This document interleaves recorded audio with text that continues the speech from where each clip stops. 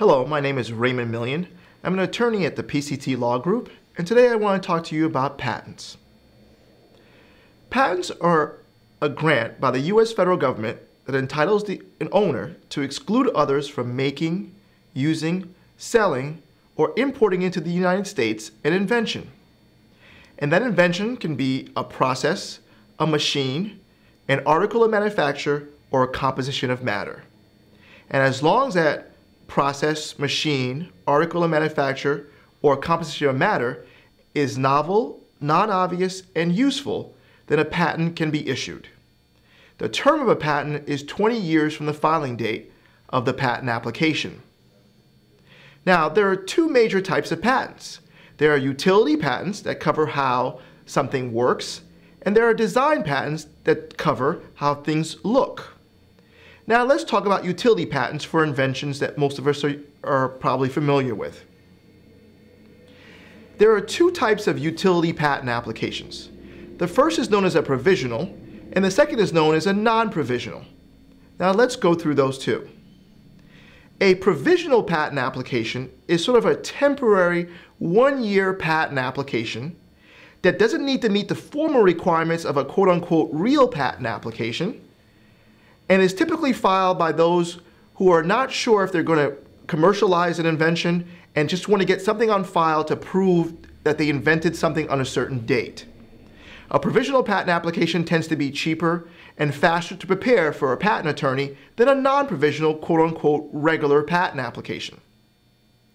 Now, a provisional patent application is not examined by the U.S. Patent and Trademark Office. It will never become a U.S. patent.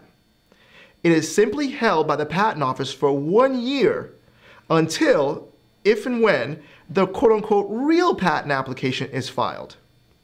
So you may have heard in the olden days people would invent something, write something, and they would put it in the mail and mail it to themselves to sort of prove the date that they came up with it. Well, rather than relying on that, the U.S. Patent and Trademark Office allows us to file provisional patent applications where we file that provisional patent with the Patent and Trademark Office, and they hold it for us for 1 year. In order to ever obtain an issued U.S. patent, the applicant must file the non-provisional patent application within 1 year of the actual filing date of the provisional patent. Obviously, the non-provisional patent application is a more involved process, a more expensive process from the point of view of the applicant. So why would anybody ever file a non-provisional patent application? Well, there are times where you're not sure if you want to commercialize the invention.